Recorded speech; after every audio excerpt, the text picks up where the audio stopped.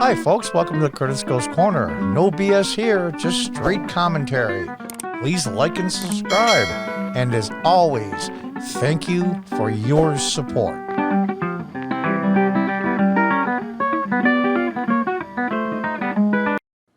Hi, folks. Welcome back to Curtis Goes Corner from pjmedia.com. I got to say, this is a very, very good website if you're a conservative person. Boy, they get straight and to the point, kind of like my intro. I say, no BS, just straight commentary. President Biden, quote, Indian descent Americans are taking over the country. It's been 44 days since President Joseph Robinette Biden Jr., I like how they put his full name like that, was inaugurated, and he's yet to hold a press conference. Unbelievable. Apparently, this is some sort of record. But Biden needn't worry because enablers in the press are scrambling to come up with excuses for him. It's a new media strategy and a new media environment. Or something. Oh, no, wait. It's old Joe is just too busy with the pandemic. Yeah, that's the ticket.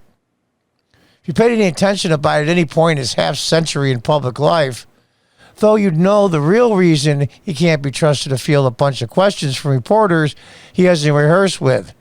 He's a big dummy, and he says lots of dumb things when he speaks extemporaneously. I always have trouble with that word. That's been true for decades. It's even worse now that he's pushing 80 and his brain is turning a tapioca pudding. Well, that's a little off the hook. I got to call him on that one. His aides want to differentiate him from the gaffe master he replaced, so they're keeping him under wraps as much as possible. That's true.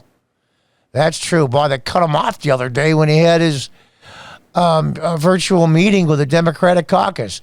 How about take a little stick pull going? How long do you think these geniuses are going to do virtual meetings? My guess is to the end of the year. That's just me. But there's so much they can do. He's the president, and he has to make public appearances from time to time. Maybe they can get a double, like a stunt double. What do you think? Or else people will start to wonder if he's still alive. And his bubbling staffers can't script everything he says. So we look forward to more Biden gaffes, just like the ones you're about to hear, for the next 4 years or until Kamala takes over. My guess is January of next year. January of next year, Kamala Harris would be sworn in as President of the United States. God help us all. President Biden on Thursday made one of his most head-turning comments since being sworn in when he told an American Indian aerospace engineer that immigrants from the subcontinent are taking over the U.S. It's amazing. Indian descendant Americans are taking over the country. You, my vice president, my speechwriter, Biden told Swaki Honan, NASA's guidance and controls operations lead for the Mars Perseverance rover landing. And here's a video. I'm not going to play it because I think it's from Blaze TV. I don't want to get a copyright strike here, but if you want to look it up, that's the name of the video on YouTube. This isn't Biden's first cringeworthy remark about Indian Americans. There was this classic from the 2008 campaign trail. Now you go to YouTube, there's Blaze, Joe Biden, you punch in this name right here, that video will come up. In Delaware, the largest growth in population is Indian Americans moving from India. You cannot go to a 7-Eleven or a Dunkin' Donuts unless you have a slight Indian accent. Oh. Well, we'll do this one. Do that again. In Delaware, the largest growth in population is Indian Americans moving from India. You cannot go to a 7-Eleven or Dunkin' Donuts unless you have an Indian accent. That's his comedy routine. But the sad part is it wasn't comedy. Well, Obama obviously didn't mind. Is this stuff racist? I don't know. It doesn't seem racist to me no matter who's saying it. I don't think Joe Biden has hate in his heart when he says these stupid things. He's just relating to people by saying this crap about them. He's not racist. He's just old. And hey, did you know his VP is half Indian? That's the half all the Dems use when they get tired of calling you racist against black people like Kamala did to Biden at a debate. You know, here's the thing. Why is that woman who is an aerospace scientist, probably a brilliant mathematician on top of it, why is her race first? Why is she a woman second? And then an aerospace engineer or a mathematician or a physicist, why is that third? And that's the way the new Democrat Party rolls. I shouldn't say new Democrat Party. They've been doing this for years. Now they've made it into an art form. So she's a American Indian woman NASA scientist. Instead of NASA scientist, and then nobody cares about the rest. And that's what these people do. And they call everybody else racist. Conservative people see people for who they are. Progressives and leftists see people for what they are first. That's, by definition, racism and sexist. But we live in a society where Dr. Seuss books are getting banned because 80 years ago, he drew a Chinese kid holding chopsticks. Everywhere you look, somebody's getting fired for saying something that somebody somewhere interpreted as racist. Yeah, now they're saying mathematics is racist. Oh, my God.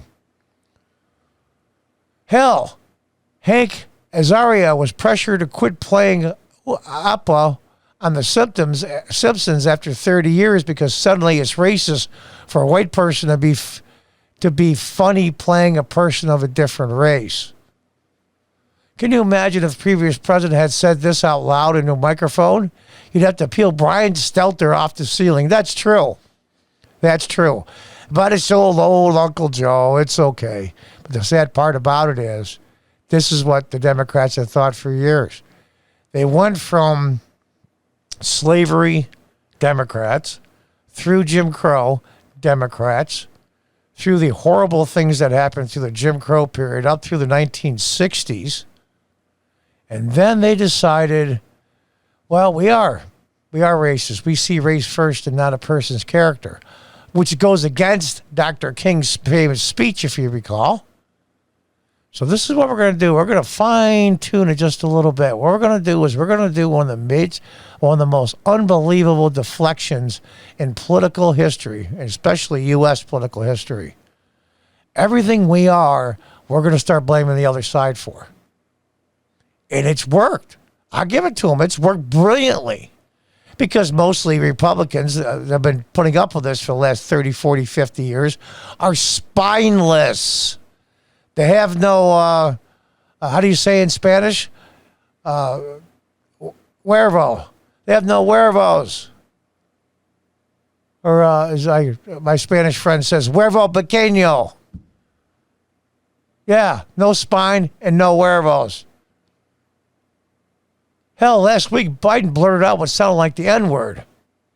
And all the libs pretended it never happened because they just didn't want to deal with it. Now, I'm not going to play that, but fortunately for Joe, he's a Democrat who managed to get elected president. But those rules don't apply to him. He gets the benefit of the doubt because they're stuck with him. Congrats, Dems. You got the guy you wanted. No, they didn't get the guy they wanted. They got the guy they wanted out. But the problem is not congratulations to the Dems, because there's more people, a lot more people in this country than left-leaning Democrats. And they don't see that. And I hope the firewall holds. I really do. The founders set up a very, very, very unique system of checks and balances. The Oval Office, the presidency, the House of Representatives, and the Senate is Congress, and the Supreme Court.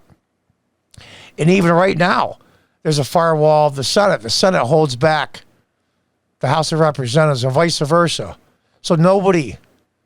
But now, with the Supreme Court losing their spine, I think a lot of them have broke their oath. I'm sorry to say that. And that's a serious charge for a Supreme Court justice, for people to say out loud.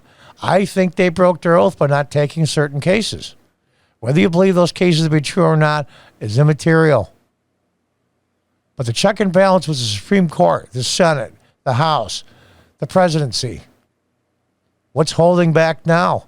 What's the firewall now? This firewall goes down, the whole building burns down, and that's a metaphor for the whole country. We're in perilous times in the next 2 months.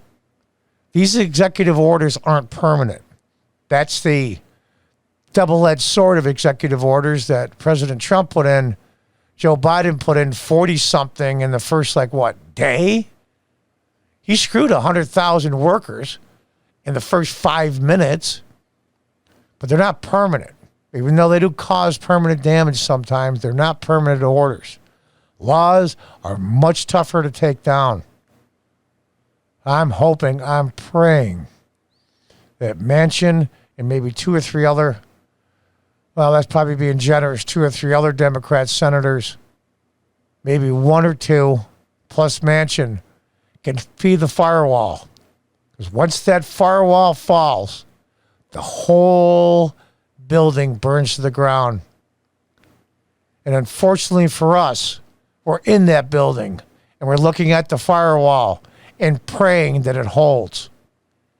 And until next time, folks, goodbye and good luck.